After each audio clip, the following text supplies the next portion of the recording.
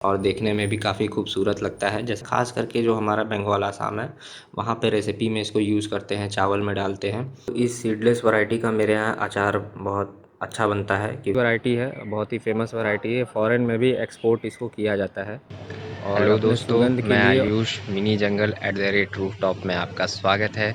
और आज हम नींबू की हार्वेस्टिंग करेंगे। हालांकि नींबू तो मैं पहले भी कई बार हार्वेस्ट कर चुका हूं और अब ये लास्ट फेज़ है नींबू हार्वेस्ट करने का। तो जो बचा है मैं उसको हार्वेस्ट करके दिखाऊंगा। और पहले की हार्वेस्टिंग मैं इसलिए नहीं दिखा पाया क्योंकि मेरा उस समय चैनल नहीं बना था। तो जो भी है मैं आज हार्वेस्ट करके आपको दिखाऊंगा। और मेरे इस छोटे से वीडियो से अगर आपको मोटिवेशन मिलता है तो मुझे लगता है कि मेरा वीडियो बनाना बहुत ही सफल रहेगा। और आपको मेरा वीडियो अगर अच्छा लगे तो लाइक और चैनल को सब्सक्राइब ज़रूर करिएगा।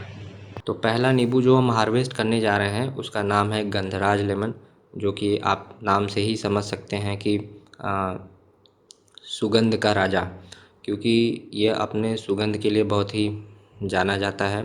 ज़्यादातर ये आपका आसाम, बंगाल और बांग्लादेश में होता है। और आप इस नींबू को देखकर ही समझ जाएंगे कि ये गंधराज है, क्योंकि इसका जो आकार होता है वो ओवल अंडाकार शेप में होता है। बाकी नींबू से बिल्कुल ये अलग इसका आकार होता है और देखने में भी काफ़ी खूबसूरत लगता है, जैसा कि आप देख ही रहे हैं मेरे हाथ में है ये। और इसका छिलका मोटा होता है और इसमें जो रस होता है वो थोड़ा कम होता है बाकी नींबू के मुकाबले, लेकिन इसके रस में काफ़ी पावर होती है। मतलब आप एक बूंद भी अगर आप डाल देंगे तो वो काफ़ी ज़्यादा उसका असर होता है। महकता बहुत अच्छा है, खट्टापन थोड़ा कम होता है। और इसीलिए ये बंगाल, असम और बांग्लादेश, बाकी भी जो राज्य हैं या अलग कंट्रीज़ हैं, इस उसमें रेसिपीज़ में यूज़ किया जाता है इसका। ख़ास करके जो हमारा बंगाल, असम है, वहाँ पे रेसिपी में इसको यूज़ करते हैं, चावल में डालते हैं। और इसका जो छिलका होता है उसका पेस्ट बनाकर भी रेसिपी में यूज़ करते हैं। और छिलका ही नहीं, बल्कि इसके पत्तों का भी यूज़ किया जाता है, क्योंकि जो महक इसके नींबू में है वही सेम महक इसके पत्तों में भी आती है।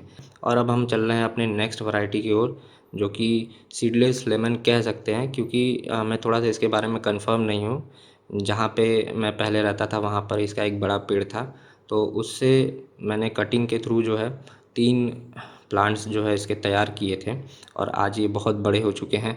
तो ये जो है मुझे लगता है कि सीडलेस वाली वैरायटी है। इसमें सीड जो है बहुत कम आते हैं, 1 या 2, या तो वो भी नहीं। और इस सीडलेस वैरायटी का मेरे यहाँ अचार बहुत अच्छा बनता है, क्योंकि इसमें रस काफ़ी ज़्यादा होता है। और छिलका भी मीडियम कह सकते हैं, बहुत ज़्यादा मोटा नहीं तो बहुत पतला भी नहीं, मीडियम टाइप का होता है।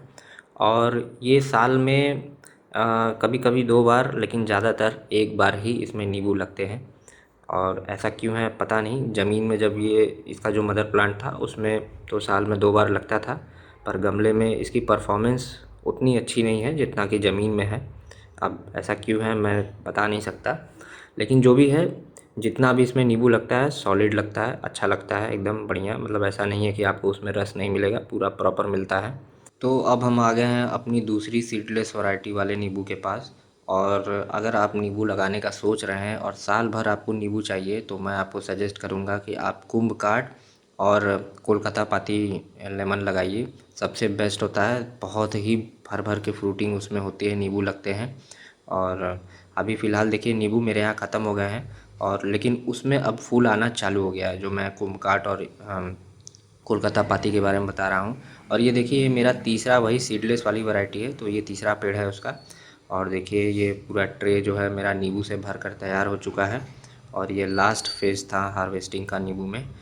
और आने वाले समय में मैं एक गार्डन टूर लाऊंगा, उसमें और भी नींबू की वैरायटी में रिवील करूंगा। और ये देखिए वही सेम गंधराज वाला लेमन है, आप देखकर पहचान ही सकते हैं क्योंकि इसका शेप थोड़ा अलग है। तो ये हमने नींबू हार्वेस्ट कर लिए हैं। तो ये है गंधराज लेमन जिसको हम बोलते हैं। और ये मेरे यहाँ पहली बार नींबू लगे हैं इसमें। और बाकी ये जो आप देख रहे हैं ये जो बड़े बड़े हैं थोड़े, ये सीडलेस लेमन है। इसमें आपको बहुत होगा तो एक बीज निकलेगा, उससे ज़्यादा नहीं निकलता, लेकिन रस से पूरा भरपूर होता है।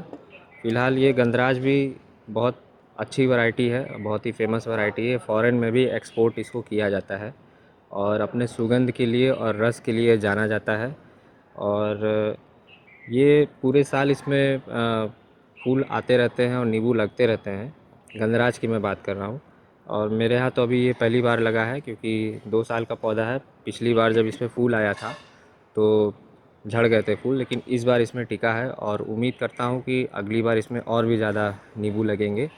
तो जो भी है मैं इसका अपडेट आपको दूंगा, और कैसे मैं इसका केयर करता हूँ, क्या फर्टिलाइज़र डालता हूँ, ये मैं अपने अगले वीडियो में मैं आपको ज़रूर बताऊंगा।